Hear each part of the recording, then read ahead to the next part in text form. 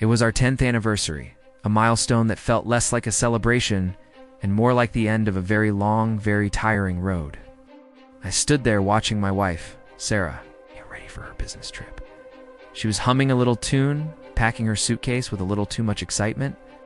A few months ago, this would have been a normal scene, but now I knew. I knew everything. It all started with a credit card bill. A charge for a boutique hotel, a fancy dinner for two, lingerie I'd never seen. Simple, stupid mistakes on her part. I wasn't supposed to see that bill. It was for her separate account, but a clerical error sent it to our home address. My heart sank. A denial was my first refuge. Must be a mistake. A friend's purchase. Anything but the obvious. So, I started digging. Not because I wanted to be right, but because I desperately wanted to be wrong. I checked our phone records, the late-night calls, the endless texts to a number I didn't recognize. The pieces started clicking into place, forming a picture I didn't want to see.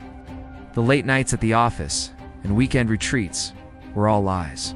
My world, the one I had carefully built for a decade, was crumbling. The final confirmation came from a private investigator. He was discreet, professional, and delivered the gut punch I was dreading. Photos. Sarah, my Sarah, laughing with another man, holding his hand, kissing him. The man was her boss, Mark, a man I'd shaken hands with at company parties, sharing polite smiles while he was sleeping with my wife. The rage was a physical thing, a hot, coiling serpent in my gut, but I pushed it down. Rage was messy. I wanted precision. I wanted justice. So I started planning. Her birthday was in 2 weeks. It was always a big deal for her. She loved being the center of attention, surrounded by friends and family, showered with gifts and praise. This year, she'd get the party of a lifetime. The perfect stage for my final act. I went all out. I booked her favorite fancy restaurant, a private room with a huge screen for a special surprise video. I invited everyone, her parents who adored me, her best friends who thought we were the perfect couple, her colleagues, including the man who was currently enjoying my wife on their business trip, the day she came back.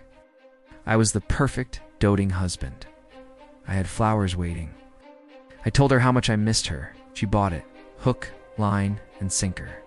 The guilt made her overcompensate, telling me how much she loved me, how she couldn't wait to grow old with me. Every word was a knife twisting in my gut. I just smiled. The show must go on.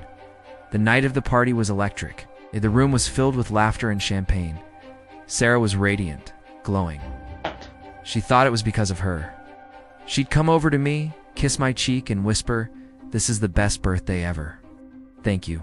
I'd just smile and say, "The best is yet to come, my love." Her father stood up to give a toast. He talked about how happy he was that his daughter had found a man like me. He called me his son. It was almost enough to make me feel guilty, almost. Then it was my turn. I walked to the front of the room, microphone in hand. The room fell silent. "Sarah," I began, my voice steady, "for 10 years, you've been my everything. To celebrate you, I've put together a little video. A collection of our most precious memories." I motioned to the technician, and the screen flickered to life. The first few images were us. Wedding photos, vacation snaps, smiling faces from a life that now felt like a fiction. People awed and smiled.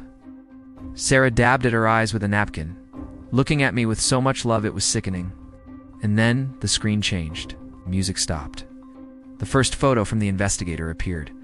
Sarah and Mark laughing over dinner. A confused murmur rippled through the room. Sarah's face went pale. Another photo. Them walking hand in hand. Then another.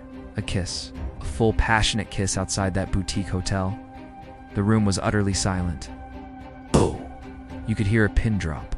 Sarah was frozen, her mouth slightly open, her eyes wide with horror. Mark looked like he'd seen a ghost. Let the photos cycle through. A slideshow of their betrayal for a full minute. I raised the microphone again. "So, I'd like to propose a toast," I said, my voice ringing with cold clarity. "To Sarah and Mark. It seems they've been working on a very special project behind my back. So special, in fact, that I've already paid for their next business trip. It's a one-way ticket. I looked directly at Sarah, whose face was now a mask of tears and disbelief. I've also taken the liberty of packing your bags. They're waiting for you outside. Our joint accounts have been frozen, and my lawyer has filed for divorce on the grounds of adultery. The evidence, as you can all see, is quite compelling. I turned to her shocked parents. I am so sorry you had to see this. I truly loved her. Then I looked at the crowd. Thank you all for coming to celebrate the end of my marriage. The bar is open. Please, enjoy the rest of the evening on me.